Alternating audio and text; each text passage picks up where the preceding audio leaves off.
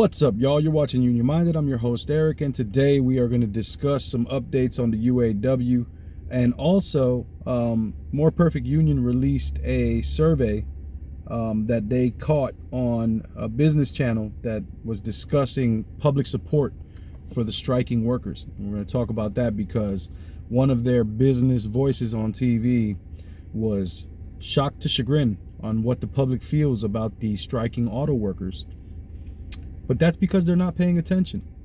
That's because these folks live in a bubble. It's a bubble of wealth and privilege. It's a bubble where they feel like nothing is wrong in the world because they've got everything and working folks got nothing. So working folks got to fight and scrimp and scratch and claw to get a little piece of something. But these guys, these talking heads, that all they do is defend this corrupt system that is in place to keep us down. They get on TV and they spin everything, and they're shocked to hell when they learn that working people are figuring out that, hey man, we're getting the shaft here and we need to do something about it. And it's going to be solidarity that brings us these victories. And before I dive into what we're going to be talking about, I do want to say free Palestine.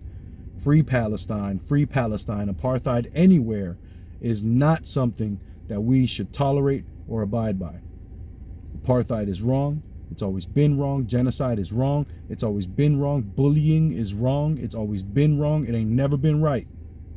So we're going to say free Palestine and stand in solidarity with those brothers and sisters over there that are just getting decimated by an overpowering force called the Israeli state, which is using their military might that is subsidized by American dollars to murder women, children, babies, civilians, non-combatants indiscriminately. And it's not okay. So free Palestine, and let's jump into it. All right. Now here we have, according to More Perfect Union, I want to play you a clip because it's really impressive to hear the surprise. All right, before we talk about it, I'm just gonna play you the clip. This is off of a business channel, CNBC, Market Alert. All right, here we go. Listen to what they say.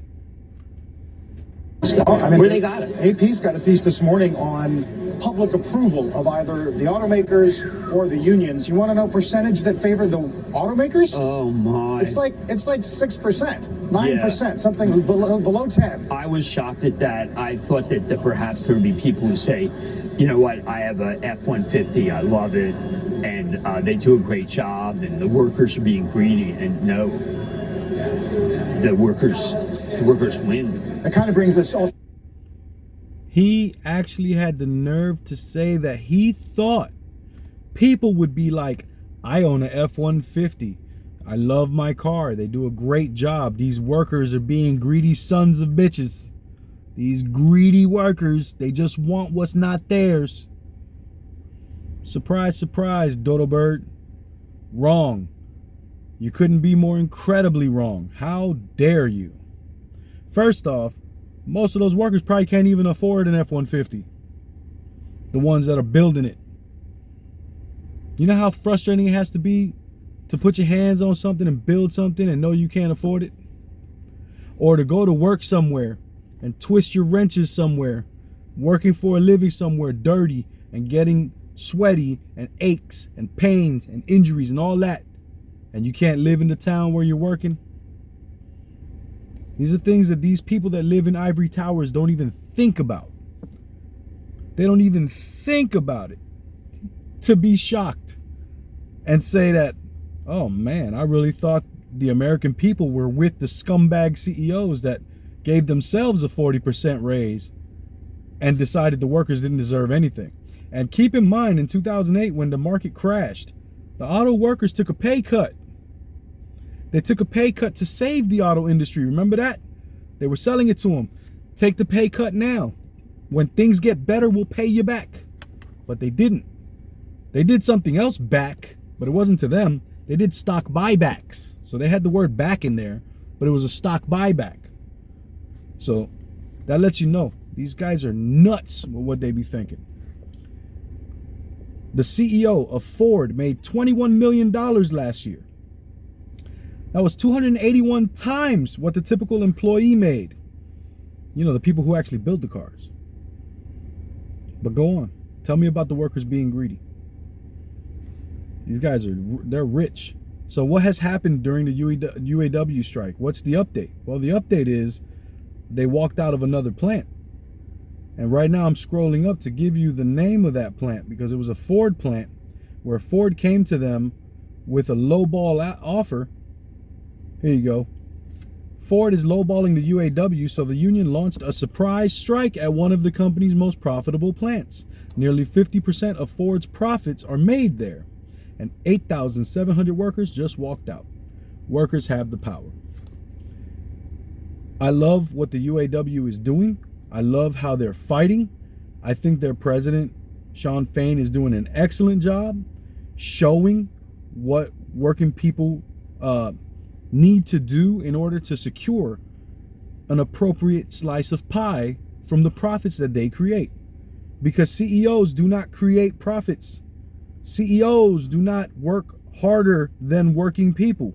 CEOs don't even come up with creative ideas on how to win. CEOs, what they do is they figure out how to squeeze every nickel out of the budget to send to the stock shareholders. That's what CEOs do. CEOs ain't about nothing. Ain't about nothing. And I think it's high time that the American people see that, you know, CEOs aren't something to look up to and be like, oh, I really want to be like them. No, we don't. Here's one more as a tweet from the UAW. This is according to President Shawn Fain, and I agree with this point wholeheartedly. Make no mistake about it. I agree with this point wholeheartedly. A union that isn't prepared to strike to win is like a fighter with one arm tied behind his back. Without the strike weapon, the war on workers is a rigged fight. That is so true. If you go on ahead and take away your ability to strike, you have neutered yourself. You have spayed yourself. You are not in a position to get into a fight. All you can do is ask kindly and meekly, please, sir, please, can I have another, sir, please? And hope for the generosity of those bastards that are on top to give you a little crumb extra. As they take all of your sweat, all of the blood from the scraped knuckles, as they take all of that profit for themselves and drop you some crumbs. Little crumbs, here you go, little crumbs. Little crumbs for you, little crumbs for you. You gotta keep the strike as a weapon in your arsenal, if for no other reason, just to let them know you have it. To let them know you're willing to use it. Because if you don't, what's there to fear? They'll just hold out longer than you and tell you that there's nothing you can do. There's nothing that they can do. And you'll not be effective. All we have as working people, our only power is in the strike. It's always been that way since the very beginning. And it's high time we remember that. Anyway, my name is Eric. You're watching Union Minded. This has been a labor update. Remember, the fight's not left and right. It's up and down, and it's going to take solidarity to win always. Each one teach one, get out there and reach one. And remember, there could be no union without you and I front and center. Peace.